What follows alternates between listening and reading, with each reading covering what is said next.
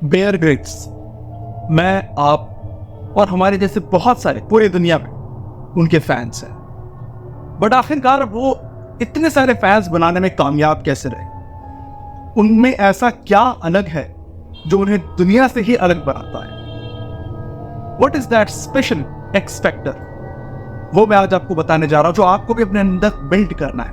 आज मैं आपको बताऊंगा बेयर ग्रिल्स की प्रॉपर लाइफ स्टोरी, जो मैंने प्रॉपर स्टडी की है उनकी बुक, जो भी उन्होंने रिसेंटली रिलीज की। So guys, let's start. Bear Grylls, हम सब जानते हैं उनको man versus wild Discovery channel से, बट इसकी रियलिटी क्या है? आखिरकार इसकी शुरुआत कैसे हुई? और आज जो उन्होंने अपनी बुक रिलीज की है, मड, स्वेट एंड टीयर्स, यहां तक का सफर उन्होंने कैसे तय किया? बेयर ग्रिल्स, उनका माइंडसेट, उनका एटीट्यूड, पॉजिटिव एटीट्यूड, वो उनको यहां तक लेकर आया। बट वो हमेशा ऐसे नहीं थे। वो एक घबराए हुए, एंशियस इंसान थे, डिप्रेस्ड। आज देखा जाए तो आज की डेट में मैक्सिमम जो लड़के होते हैं उनकी तरह ही थे। डिप्रेस्ड, घबराहट, डर लगना, वो सारी चीजें उनके अंदर में थी। बट उनके अंदर एक पॉजिटिव माइंडसेट भी था, जो उन्हें दुनिया से अलग ले जाने के लिए तैयार कर रहा था। 21 साल की उम्र में उस इंसान ने कुछ ऐसी चीजें कर दिखाने का सपना देखा जो मैं और आप कभी सोच भी नहीं सकते थे अपनी 21 साल की उम्र। मैन वर्सेस वाइल्ड तो उनकी जिंदगी में बहुत बाद में आया। उससे पहले उनकी जिंदगी में आया एक्रोफोबिया। एक्रोफोबिया होता है हाइट्स से डर।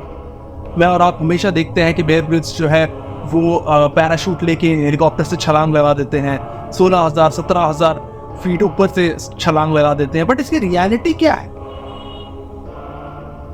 अंदर से उन्हें बहुत ज्यादा डर था हाइट से। उनके शुरुआती दौर के समय उन्हें एक्रोफोबिया था, फियर ऑफ हाइट्स, ये इसका साइंटिफिक नेम है। और यही से उनकी शुरुआत होती है उनके पुख्ता इस डर को और ज्यादा उनके दिमाग में, जहन में बिठा देने वाली घटना से। मैं आपको बताऊंगा उनके साथ एक ऐसा हादसा हुआ, और वो कब हुआ, कैसे हुआ। ये स्टोरी है ज़ाम्बिया इन अफ्रीका। वो हमेशा की तरह वैसे ही अपने पैराशूट के साथ हेलीकॉप्टर से कूदे। वो SAS स्पेशल फोर्सेस में थे, ब्रिटेन। वो वहां से उन्होंने जंप किया, हमेशा की तरह रूटीन जंप था, लेकिन उनका पैराशूट खुला ही नहीं। उनका जो स्पेयर पैराशूट था वो भी उन्होंने ट्राई किया खोलने को, बट वो भी नहीं खुला। और वो उतनी ऊंचाई से, 16,000 फीट की ऊंचाई से नीचे गिरते चले। और माय फ्रेंड्स, वो पैराशूट अंत तक नहीं खुला। पेड़ों से टकराते हुए आके वो जमीन पर गिरे। जमीन पर गिरने के बाद भी सबसे बड़ी मुसीबत तो ये थी कि वो होश में थे। वो दर्द से करा रहे थे, बट वो उठ के जा नहीं सकते थे। उनकी पूरी बॉडी सपोर्ट नहीं कर रही थी, हिल नहीं रही, बट वो होश में थे। बेइंतहा दर्द हो रहा था। वहां पड़े पड़े वो जोर जोर से रो रहे थे और इंतजार कर रहे थे कि उनकी टीम आकर उनको वहां से रेस्क्यू करे। ऐसा हुआ भी, बट ऐसा होने में बहुत ज्यादा वक्त लग गया। उनकी टीम उन तक पहुंचती है। पहुंचने के बाद उनको वहां से ले जाकर एक अफ्रीका के ही एक हॉस्पिटल में एडमिट करती है। वहां पर जाने के बाद डॉक्टर उनका एक्सरे निकालते हैं। एक्सरे निकालने के बाद वहां पर यह क्लियर होता है कि उनकी बैक की 3 हड्डियां टूट चुकी है। Spinal cord, T8, T10 and T12, ये तीनों बोन्स टूट चुकी है। बहुत हाईली इफेक्टिव पेन किलर्स उनको इंजेक्शन के थ्रू उनकी बैक में दिए गए, जिनसे उसका दर्द जरूर कम हुआ। लेकिन ये तो बस एक शुरुआत भर थी, क्योंकि 1 साल तक अपने आप के साथ जंग लड़ते रहे हॉस्पिटल के उस बेड में। उनको वापस इंग्लैंड लेकर आया गया, जहां पर उनकी बाकी की थेरेपी, बाकी का इलाज हुआ।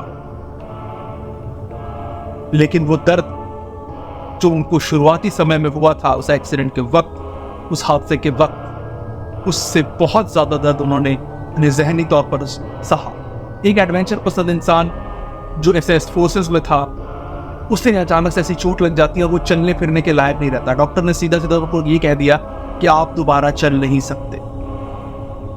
ऐसे ही उनके दिन गुजर रहे थे और अचानक उनकी नजर पड़ती है अपने बेड के सामने रखे हुए एक फोटोग्राफ पर, जो था एक बहुत ही बड़े पहाड़, yes, none other then Everest. उस पहाड़ को देखने के बाद उनको अपनी दादी की बात याद आई।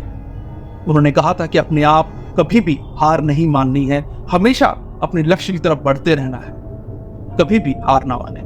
ये सोचकर वो अपनी बैसाखियां उठाते हैं और वहां से उठ खड़े होते हैं और कोशिश करते हुए, दर्द से कराते हुए वो उस फ्रेम तक पहुंचते हैं, फोटो फ्रेम तक पहुंचते हैं और उस फोटो फ्रेम को अपने सीने से लगा लेते हैं और कसम खाते हैं कि मैं एवरेस्ट पर चढ़ाऊं।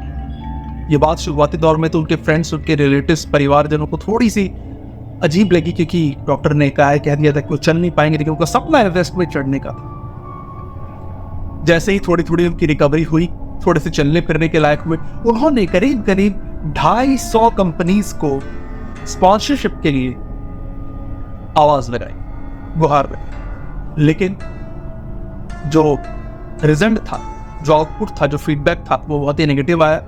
250 से 250 कंपनियों ने उन्हें स्पॉन्सरशिप देने से इनकार कर दिया। बट उसके बाद आती है एक नई कंपनी। उस कंपनी ने बेयर ग्रिल्स को स्पॉन्सर किया। जिन लोगों को नहीं पता है, उन लोगों को मैं ये बता दूं कि एवरेस्ट चढ़ना कोई बहुत ही सस्ता खेल नहीं है। एवरेस्ट चढ़ने के लिए कम से कम आपको 25 लाख रुपए की जरूरत पड़ती है। यस, प्रॉपर फीस, गियर्स, वहां तक पहुंचने के लिए शेरपा की फीस, वो सब चीजें जोड़कर कैंप और भी दुनिया भर के खर्च होते हैं। 25 लाख लगभग ऑन एवरेज अप्रॉक्स बता रहा हूं आपको, इतना खर्चा लग जाता है। फिर आती है पिक्चर में एक नई कंपनी जिसका नाम था SSAFA, armed forces charity. Yes, armed forces charity ने आकर सपोर्ट किया बेयर ग्रिल्स को और उन्हें स्पॉन्सरशिप दी एवरेस्ट पर चढ़ने के लिए। और 23 साल की उम्र में ब्रिटेन के, इंग्लैंड के पहले ऐसे यंग क्लाइंबर बने और उन्होंने एवरेस्ट पर परचम लहराया इंग्लैंड का। जो इंसान 1-2 साल पहले बिस्तर पे था, जिसको डॉक्टर ने जवाब दे दिया था कि वो चल नहीं पाएगा, उसने एवरेस्ट फतेह किया 23 साल की उम्र में। यंगेस्ट क्लाइंबर और youngest person to climb on Everest from England. इसके बाद उनकी जिंदगी में झड़ी लग गई, बहुत ज्यादा उनको फेम मिलने लगा, उनके ऊपर बहुत सारी डॉक्यूमेंट्रीज बनी, उन्हें अलग अलग जगह पर एज अ स्पीकर इनवाइट करने लगे लोग, वो मोटिवेशनल स्पीकर बन गए, अपनी कहानियां लोगों तक पहुंचाने लगे। और एवरेस्ट चढ़ना भी उनके लिए कोई बहुत ही आसान खेल नहीं था। उनकी टीम के 4 सदस्य उस जर्नी के दौरान इस दुनिया से चल बसे और 2 बार करीब करीब मरते मरते बचे बेयर ग्रिल्स एवरेस्ट चढ़ने के दौरान, बट उन्होंने ये कर दिखाया। उसके बाद आती है उनकी जिंदगी में एक कॉल जो थी डिस्कवरी चैनल से मैन वर्सेस वाइल्ड के लिए। और उसके बाद ये वो जर्नी है जो हम और आप इस जर्नी को शुरुआत से तो नहीं देख पाए, बट मैन वर्सेस वाइल्ड से हमने उनकी जर्नी को देखा है और उनके फैन बने हैं। आप भी इस वीडियो पर आए जरूर, मैन वर्सेस वाइल्ड से ही बेयर ग्रिल्स के फैन बने होंगे, उनको पसंद करते होंगे आप, लेकिन उनके पीछे की जो इतनी बड़ी कहानी है, इसे जानना भी हमारे लिए उतना ही जरूरी है कि जो टीवी पर दिखता है कलाकार, उनकी असली जिंदगी में वो कितने आगे तक, उन्होंने कितनी ज्यादा जख्म और दर्द सहे। वो इंडिया में भी आए थे, बहुत लोग कम जानते हैं, लेकिन इंडिया में भी वो स्टार बनने से पहले भी इंडिया आ चुके थे और इंडिया में रहते हुए ही उन्हें फोर्सेस ज्वाइन करने का सूझा। वहां से इंडिया से ही उनको इंस्पिरेशन मिली। आई बिलीव गाइस आप लोगों को बहुत अच्छी लगी होगी ये story. I generally promote motivational stuff as I speak motivational quotes only, but ये स्टोरी मैं आपके सामने लेकर आना चाहता था बिकॉज आई बिलीव ये जानना आपको जरूरी है। ऐसे रोल मॉडल्स हमारी जिंदगी में आने बहुत जरूरी है जो हमें ये बताए कि हमें जिंदगी में क्या करना है, वो हौसला दे, वो मोटिवेशन दे, वो इंस्पिरेशन हमारे लिए बनकर आते हैं और उस इंस्पिरेशन की कदर करते हुए, उसका सम्मान करते हुए हमें भी अपना माइंडसेट ऐसे ही बनाना है और जिंदगी के बड़े से बड़े लक्ष्य को पाने के लिए पूरी जी तोड़ मेहनत करनी है। बेयर ग्रिल्स ने कहाँ से कहाँ तक का सफर तय किया, अगर हम उसका 10% भी करते हैं तो हम भी अपनी जिंदगी के सपनों को साकार कर सकते हैं। दिस इज गाइस, अगर आपको पसंद आई होगी वीडियोस तो जरूर लाइक, शेयर एंड कमेंट करें, सब्सक्राइब जरूर करें एंड होपफुली दुनिया को बदलने के लिए हम एक कदम जरूर उठाएं। Thank you so much, ciao।